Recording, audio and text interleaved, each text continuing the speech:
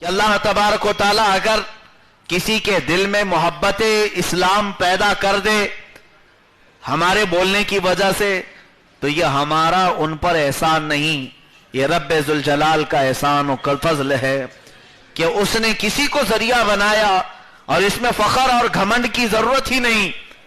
ہو سکتا ہے مولا تعالی ہمارے بجائے کسی اور سے بھی خدمت لے لے۔ سلطان صلاح الدین ایوبی کا نام آپ نے سنا ہوگا۔ بیت المقدس آج بھی ایک صلاح الدین ایوبی کے انتظار میں ہے۔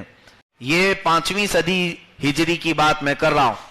سلطان صلاح الدین ایوبی پوری دنیا میں ایک ہی مسلمان بادشاہ، ایک ہی مسلمان خلیفہ نہیں، بلکہ کئی جگہ کئی علاقوں کے اپنے خود ساختہ خلیفہ تھے۔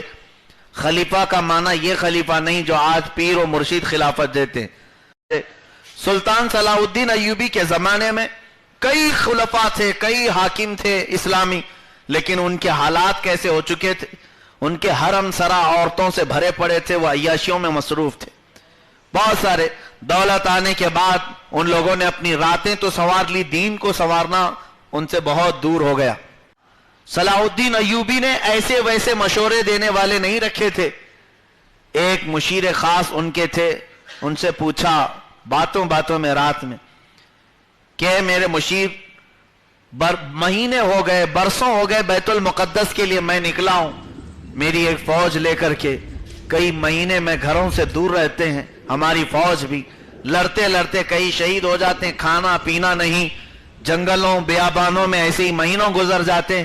کیا دنیا میں میں ایک ہی ہوں جو بیت المقدس کو آزاد کرانے کے لیے ذمہ دار ہوں؟ اور بھی تو مسلمان بادشاہ ہیں، اور بھی تو مسلمان حاکم ہیں، کیا ان کی ذمہ داری نہیں ہے کہ وہ بھی بیت المقدس کے لیے نکلے؟ صلاح الدین ایوبی بیان کرتے گئے۔ جب آپ کا بیان ختم ہوا تو آپ کے مشیر نے کھڑے ہو کر کے عرض کیا، اے صلاح الدین ایوبی، ہمارے حاکم وقت، ہمارے خلیفہ وقت، اللہ آپ کو سلامت رکھے، آپ نے بالکل سچ بات کہی ہے۔ آپ سے بڑے بڑے لوگ بھی، آپ سے صلاحیت مند، آپ سے زیادہ پیسے والے، آپ سے زیادہ طاقت والے بھی مسلمان بادشاہ موجود ہیں، یقیناً ان کی بھی ذمہ داری ہے، لیکن اے صلاح الدین ایوبی، رب تعالیٰ کا شکر ادا کرو، تم سے 1000 اچھے ہونے کے باوجود بھی اس کام کے لیے اللہ نے تمہیں چن لیا ہے۔ اس بات کا شکر کیوں نہیں کرتے؟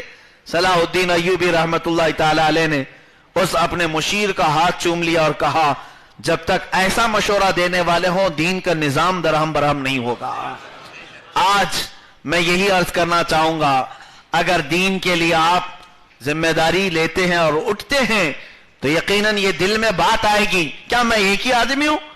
بہت سارے ہزاروں مسلمان ہیں، ان کی بھی تو ذمہ داری ہے، وہ کیوں نہیں کرتے؟ اس وقت دوسروں کی طرف نظر نہ کرو، اپنے خالق و مالک کی طرف نظر کرو۔ اے مولا، میرے اندر تو بظاہر کوئی اچھائی نہیں، ہزاروں اچھوں کے ہوتے ہوئے بھی اس اچھے کام کے لیے تو نے میرا انتخاب فرما لیا۔ عزیزان گرامی، دین متین پر چلنے کے لیے اللہ عز و جل نے جو قرآنی آیت ارشاد فرمائی، بس ایک ذمہ داری اپنا لو، ایک ذمہ داری۔ اللہ نے تمہارا ایک لقب قرآن میں ارشاد فرمایا، کنتم خیر امہ، تم سب سے بہترین امت ہو۔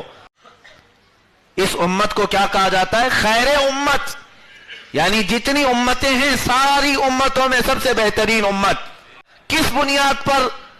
ہمارے لیے اللہ نے یہ جو تعریف کا لفظ ارشاد فرمایا، اللہ فرماتا ہے تأمرون بالمعروف وتنہون عن المنکر وتؤمنون باللہ، تم لوگوں کو اچھائیوں کی دعوت دیتے ہو، تم لوگوں کو برائیوں سے روکتے ہو، اور اللہ کو بغیر دیکھے ایمان لاتے ہو۔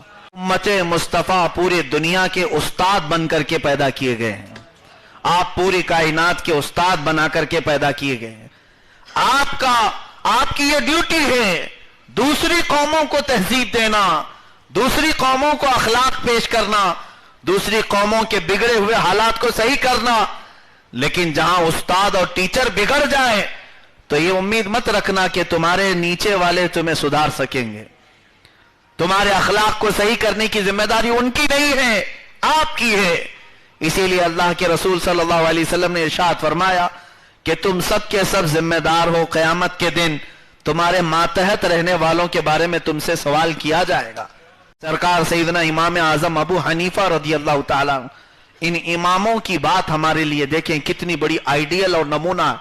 एक औरत उनके पास आई अपने बच्चे को लेकर, 8 साल का बच्चा था। कहा कि इमाम आजम से, हुजूर मेरा बच्चा शक्कर बहुत खाता है, कुछ नसीहत करें, दांत खराब ना हो जाए। इमाम आजम अबू हनीफा रहमतुल्लाह अलैह ने उस बच्चे को देखा और कहा ठीक है, 8 दिन बाद लेके आना, मैं इसका इलाज बता दूंगा। 8 दिन बाद आई बच्चे को लेकर।